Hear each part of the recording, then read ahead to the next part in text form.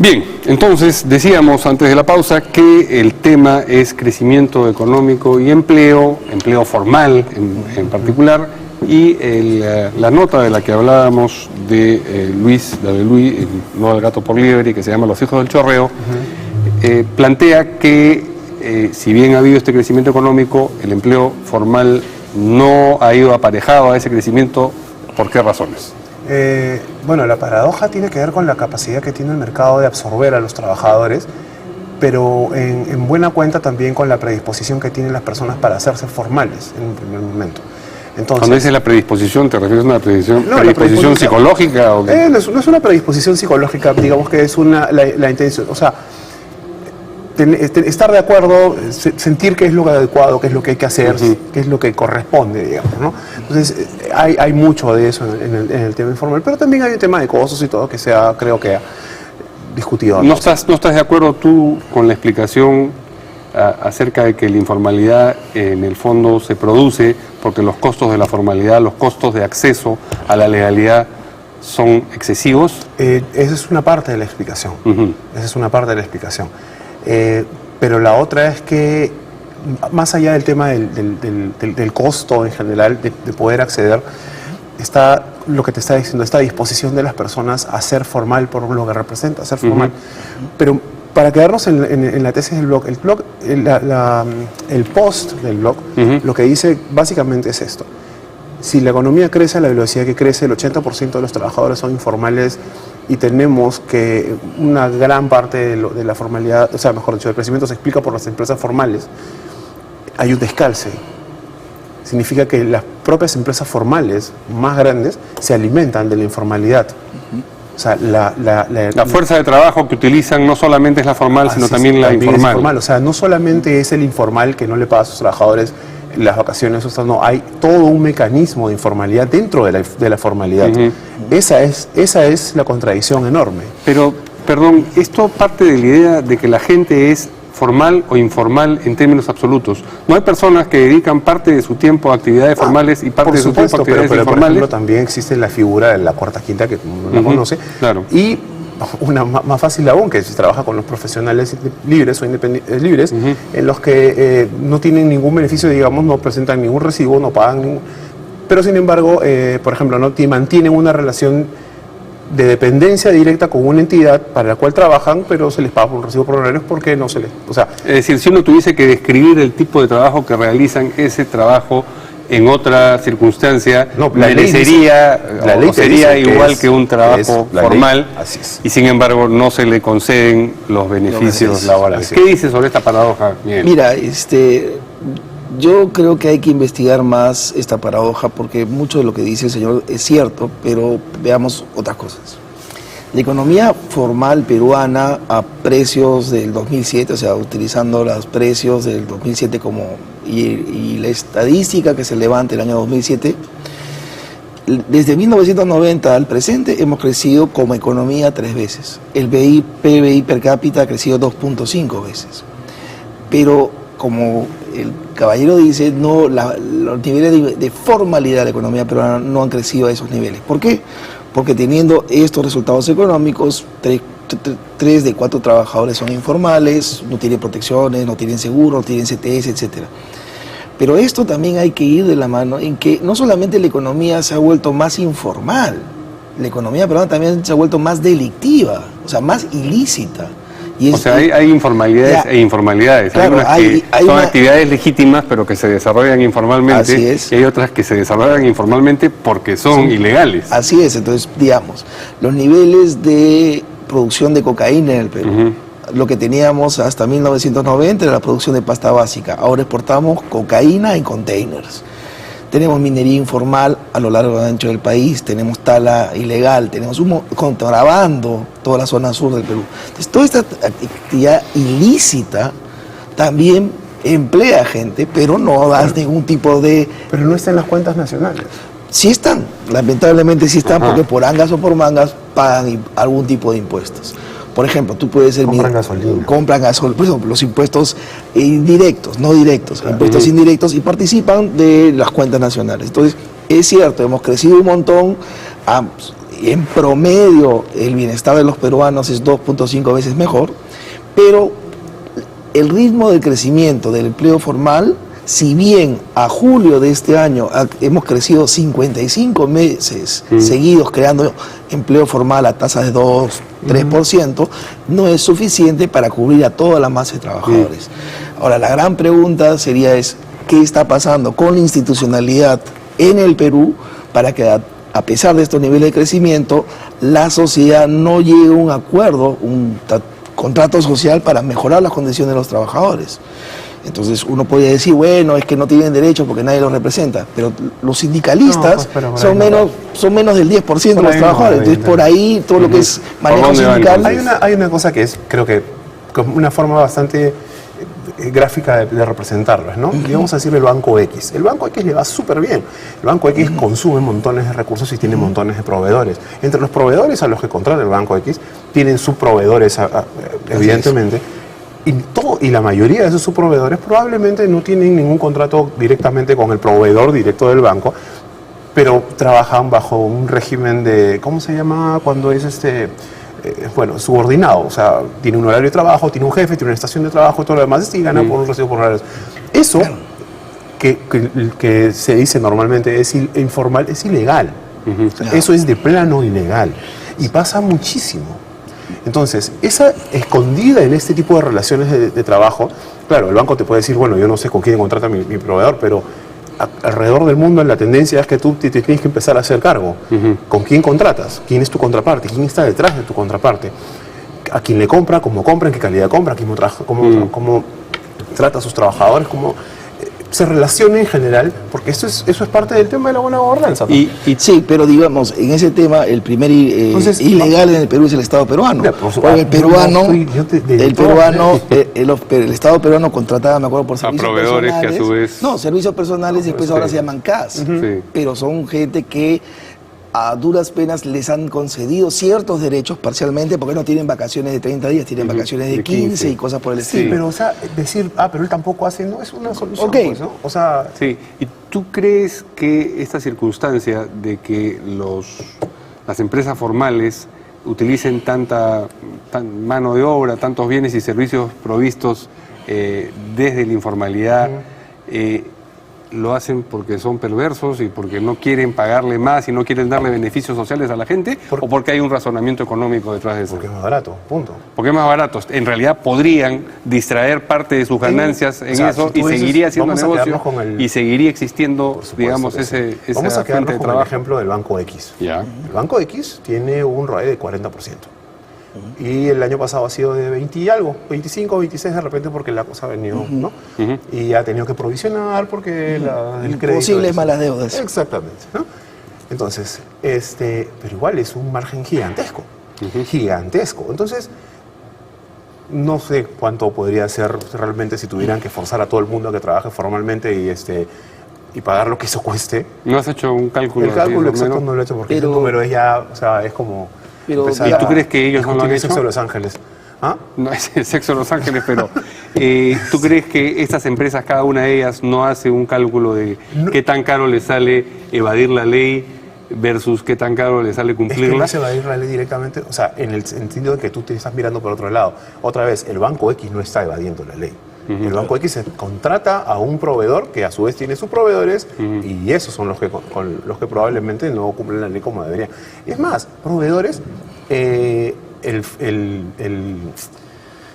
una cosa tan simple y tan grande como un estudio de abogados. Contratar el estudio de abogados X y el estudio de abogados X y es enorme y habría que ir a mirar cómo están contratadas la gente que trabaja en ese estudio de abogados y lo contrata directamente el banco. Bueno, pero digamos, la pregunta una vez más es ¿qué hace que a pesar de todo el crecimiento mantengamos estos niveles de informalidad? Entonces la pregunta es costos, costumbre, el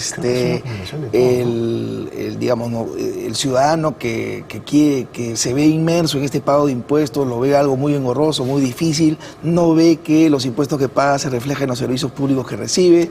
O sea, hay una serie de cosas que las cuales tenemos que discutir, puesto que no solamente, digamos, las empresas van a aprovechar todas las oportunidades de hacer negocio que encuentren, lícitas o ilícitas, hasta el momento en que los atrapen. Entonces, yo creo que acá lo que se debe hacer es una manera en que nos pongamos de acuerdo en cómo llevar la economía hacia la formalidad. Y eso es una transición. Entonces, por ejemplo, estas leyes que han sacado del lavado de activos, eso puede afectar a personas como el caso Comunicore, pero también puede afectar a la reina de la papa o la reina del zapallo que ha hecho un patrimonio a lo largo de los años con su esfuerzo. Entonces el fiscal también le puede caer y demuéstrame cómo hizo pues su casa, cómo tiene esa flota de camiones en función de zapallos, y verás que la señora no cumplió tributariamente. Entonces por eso tenemos que buscar un mecanismo para que encauzar la formalidad. La reina del zapallo y el banco. Así es. Que todo el mundo pague. Mientras que lo buscamos, vamos a una pausa y regresamos. Continuamos aquí en Rumbo Económico con esta mesa sobre crecimiento económico y empleo formal, con nuestros invitados Luis Daveluy y Miguel Santillana. ¿Cómo podemos empatar este tema con el presunto modelo económico que existe en el país? Digo presunto porque un modelo yo entiendo que debe ser un planteamiento en el que las partes y el todo están todas funcionando, digamos, concatenadas y bien aceitadas y funcionando. No tengo la impresión de que eso es lo que ocurra en el Perú en este momento. Pero la paradoja que tú señalas tiene que ver con una situación que se deriva del modelo económico, digamos, que existe en el país en este momento. Puede ser. Yo honestamente pienso que sí. Sí. Las diferencias que genera el modelo de alguna manera también incentivan la informalidad. A un nivel muy micro y muy chiquito pasa muchísimo. Por ejemplo, el tema de márgenes de ganancia, de utilidad de las empresas más chiquitas. Las textiles, esas que pagan menos del mínimo, que pagan por debajo de 500, 600 soles.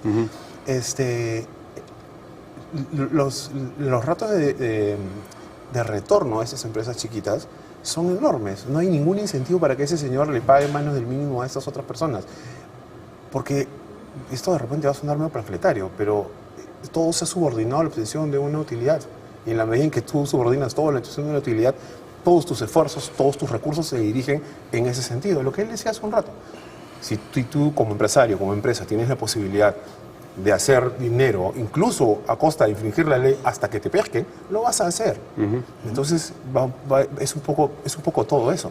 Ahora, es interesante ver que conductualmente también se puede modificar. Por eso decía, si tú le exiges a ciertos grandes consumidores, ciertos grandes jugadores en el mercado, que se aseguren que sus contrapartes cumplan la ley, por lo menos medianamente, como hace la Unión Europea cuando te va a comprar algo, por ejemplo, que libre de carbono, libre de tal otra cosa, no haya sin empleo infantil, cosas, o por lo menos el intento, eso tiene un impacto real en la economía y eso hace que se reduzcan ciertas cosas. ¿Y no tienes la impresión de que eso camina en nuevas normalidades? Que eso supondría la liquidación de una serie de negocios, vamos a decir, que están funcionando bajo la descripción que tú has hecho inicialmente. Pero eso es lo que está pasando, es inevitable. Es inevitable. Que vaya a pasar. Bueno, o sea, hoy día tenemos el Corredor Azul, que es un desastre ahorita hasta el momento, pero eso es un cambio enorme que está generando una resistencia enorme porque hay grandes perdedores. Eso no, pero digamos, aquí la diferencia quizás estaría entre el empleo y el no tener empleo. A veces el sueldo mínimo la gente piensa que es una gran idea, pero probablemente el sueldo mínimo, al forzarlo, le impide a una serie de personas que estaría dispuesta a trabajar por un salario o por un sueldo. Tú sabes que esa es la lógica de los sweatshops en Bangladesh, ¿no? No conozco, el concierto para Bangladesh no conozco el que tú mencionas, pero me parece una lógica, digamos, racional, o sea, no es descabellada, efectivamente. Entonces es o das trabajo bajo estas características o no hay trabajo. Entonces habría que preguntarle a cada una de esas personas qué cosa es lo que prefiere y no enfocarlo, digamos, idealistamente de lo que nosotros creemos que le convendría más. Mira, cumplir la ley. Está bien, claro, pero digamos, esto es un proceso, parte del problema de la no necesariamente somos las sociedades de las cuales tomamos de referencia la ley.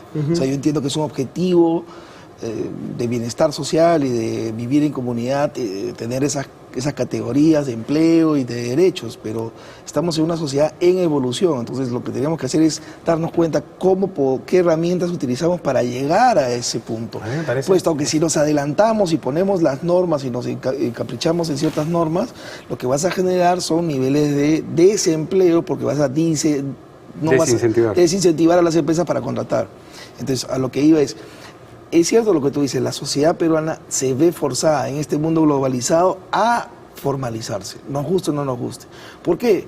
Porque las empresas extractivas que vienen al Perú vienen con unos estándares laborales y seguridad laboral que no comparten el común de las empresas de acá. Para exportar, ahora te exige Tesco, Safeway, cualquier supermercado del exterior, ciertos estándares laborales. Ustedes exigen estándares. Entonces, eso nos va a ayudar en este proceso de formalización. Por eso te digo, hay que ser inteligentes y ver las pautas para esa transición. Puesto que si nos ponemos a rajatabla a poner normas para tener un mercado tan igualitario o beneficioso para los trabajadores como Suiza o Suecia, de arranque no lo vas a poder hacer. Claro, es un proceso. O sea, yo no creo que esto se pueda hacer de ninguna manera de la noche a la mañana, pero tampoco percibo, al menos, que exista que existan las ganas, que exista la voluntad de ir en ese Pero sentido. nuevamente te mueves en un terreno que tiene que ver más con el estado de ánimo de la gente, así como piensas que en la opción por la informalidad hay una dimensión psicológica, una dimensión de disposición de la gente a hacerlo o dejar de serlo, ¿crees que también respecto a esta modificación pesa no solamente el interés económico, sino también un estado de ánimo? Digamos. No, lo que pasa es que el estado de ánimo de alguna manera es Producto. química, finalmente, y acaba de estar aquí un gurú de la economía conductual. O sea, funcionas con estímulos. Así y los es. estímulos generan estados de ánimo. Entonces tú reaccionas de acuerdo a ello. Porque tú no te compras un carro porque estás, no sé, porque tienes más plata, sino porque quieres comprarte el carro por eso sentir bien. Entonces funciona no solamente por el incentivo económico, sino por el estado de ánimo que te permite sentir. Entonces, va por ahí. Ahora, debo entender que tu preocupación por el mercado laboral es, digamos, la mayoría de los trabajadores. Y la mayoría de los trabajadores en el Perú están en el sector servicios. Entonces, son sectores de servicios que necesitas baja capacitación, baja productividad. Entonces, ganan poco. O sea, definitivamente lo que tú tienes que hacer es pasar más gente a dedicarse a actividades más complejas que necesiten cierta más capacitación de la de verdad, ¿no? Estas capacitaciones totalmente de acuerdo. truchas que hay en estas universidades y academias baja estofa. Entonces, eso va a permitir ese cambio. Pero en el sector de servicios, que acá son el 41.7% de los trabajadores, ahí tenemos pues todos los que te venden chicles, cigarrillo, caramelo, y eso lo pasan como servicio. Entonces, esa gente va a tener una baja productividad, por lo tanto van a tener bajos ingresos. Pero no solamente es eso, como te decía, también pasa en los estudios abogados grandes, pasa en los... Tu dentista no creo que te da una boleta de venta cuando vas, o sí, salvo que vayas a la clínica. ¿Te da una boleta de venta? Sí. Extraordinario. Le exige. No, no vamos a hacer comerciales acá, pero tengo un dentista que cumple con la ley. Claro, bueno. Digamos, es muy tradicional que las profesiones liberales no den cuentas de los servicios que dan, o sea, facturas, boletas, y eso también la SUNAT los está persiguiendo ahora y los está ajustando. Me parece muy bien. Lo cual, o sea, entiendo tu preocupación, pero como te digo acá, lo interesante sería un enfoque de los abogados laboralistas, los economistas que saben más del mercado de empleo, a ver cómo damos los incentivos a los agentes económicos que los lleve hacia la formalidad. Ese es el objetivo, puesto que, digamos, pelearme por leyes laborales dadas en los 70s y pedir a rajatabla que se cumplan, yo creo que no tiene ningún sentido. Ya no, pero digamos, estas búsquedas de volver de alguna forma a tener estabilidad laboral, no hay estabilidad laboral en ninguna parte del mundo. Eso no tiene ningún sentido. Por eso, simplemente hay un tema de tratar de manejar con un criterio...